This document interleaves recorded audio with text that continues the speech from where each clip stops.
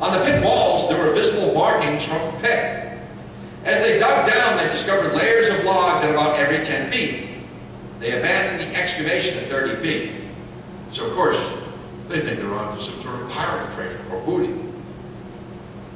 This initial discovery and excavation was first mentioned in print in the Liverpool Transcript in England in October 1856. In 1803, the Onslow Company examined what was to become known as the Money Pit.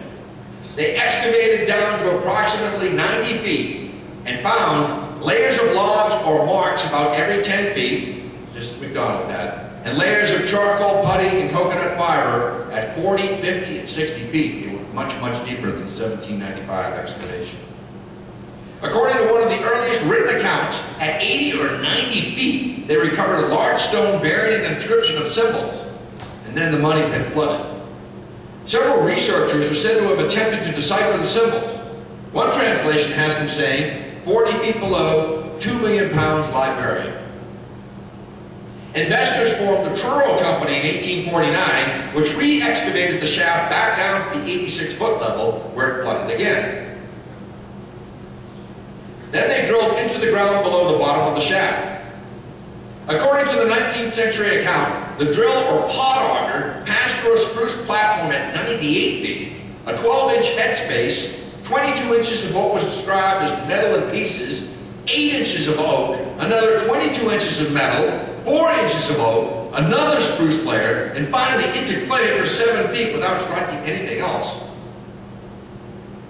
The next excavation attempt was made in 1861 by a new company called the Oak Island Association, which resulted in the collapse of the bottom of the shaft into either a natural cavern or a booby trap underneath.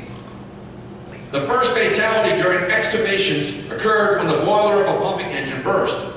Further excavations were made in 1866, 1893, 1909, 1931, 1935, 1936, 1959, 1973, 1979, 1988. After that, it was closed off to excavations by Canada. In this day and age, I bet you someone's going to get a permit to redig there. In 1931, the excavations made by William Chappell sank a 163-foot shaft 12 by 14 feet to the southwest of what he believed was the site of the 1897 shaft, close to the original pit. At 127 feet, a number of artifacts, including an axe, an anchor flute, and a pick were found. The pick has been identified as a Cornish miner's pole pick. By this time, the entire area around the money pit was littered with the debris and refuse of numerous prior excavation attempts, so exactly to whom the pick belonged is unverifiable. Excavation by the Restall family in the early 1960s ended tragically when 4 men died after being overcome by fumes in the shaft near the beach. And in 1965, Robert Dunfield leased the island and, using a 70-ton digging crane with a clam bucket, dug out the pit area to a depth of 134 feet and a width of 100 feet. That's a satellite view. It shows some of the areas of the pit, the far east of the island, where there's a possible flood zone. Back to the pirates. We've rounded the clubhouse turn here. We're almost done. Olivier Levasseur. He was nicknamed La Bouche, or La Bouche, the buzzer. In his early days, he was called that because of the speed in which he threw himself upon his enemies. His name first appears in 1716 when he joined the Benjamin Hornigold Pirate Company. Olivier was a good climber and had a scar across one eye, limiting his view. Thus, in 1720, he was shipwrecked in the Red Sea and stranded at the Isle of Mayotte. His eye was completely mutilated by now, so he decided to wear an eye patch. That's where that eye patch thing comes from. Everybody get one of those complimentary eye patches up there?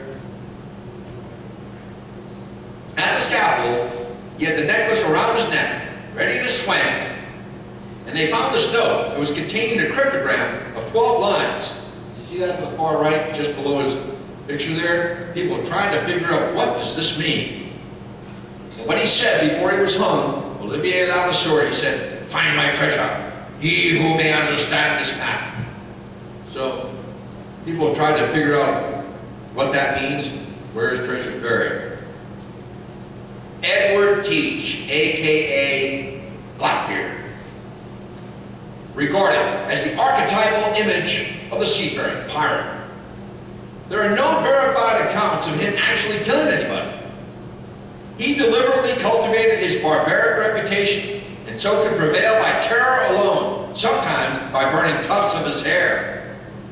Notice that famous icon.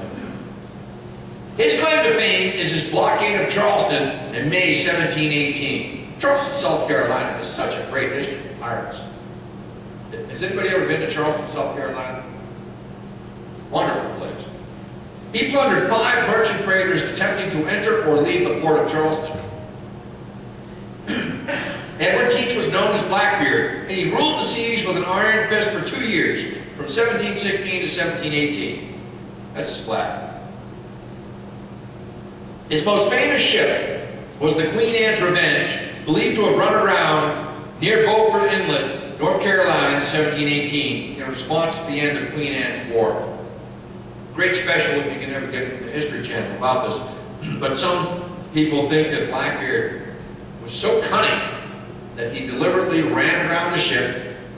They offloaded the booty and the loot into smaller boats, rowed it to shore, and of course he disappeared with 2 of his mates after that. Always stole from his crew. And of course, what happens? Well, he was killed by one of his lieutenants, Robert Maynard, in 1718, and his head was hung as a trophy on the ship's mast.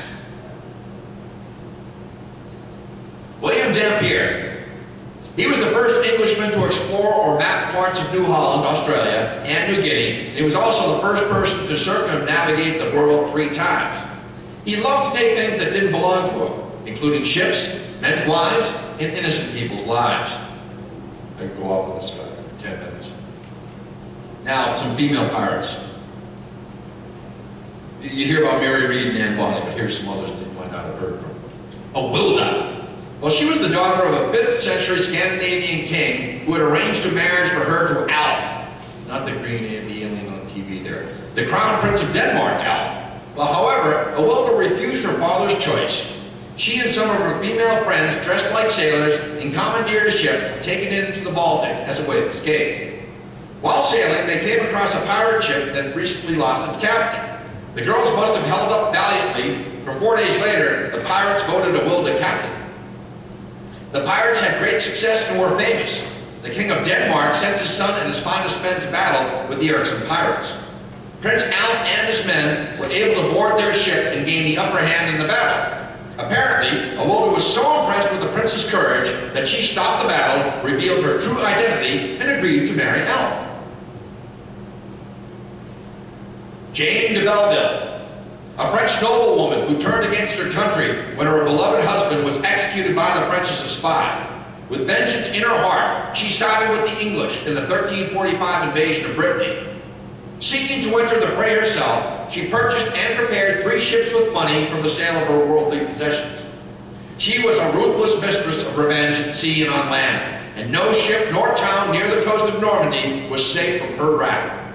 With a flaming torch in one hand and a sword in the other, she must have been a fearsome sight to behold as she burned whole Norman villages to the ground.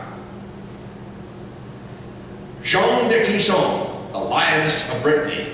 Jean de Clisson, the Lioness of Brittany, was a feared pirate who plied the English Channel for French ships from 1343 to 1356. Lady Mary Killigrew. She had a notorious reputation for seizing ships, appropriating the cargo, and selling both to finance their lifestyle. On the 1st of January, 1583, the Maria docked at Arwenack Castle where Lady Killigrew entertained them. For several days, the Spanish captain and others visited. On their return, they discovered the Maria had disappeared. During their absence, and after a storm had passed, Lady Killigrew and her servants rowed out to the ship and killed those Spaniards still aboard and absconded with the cargo. Angry at the lack of justice, the Spaniards journeyed to London where they complained to the authorities there. When it was learned that Lady Killigrew's son, a judge, had tampered with the investigation, she and 2 of her gang were arrested and stood trial. All 3 were sentenced to death, but Queen Elizabeth I pardoned Lady Killigrew.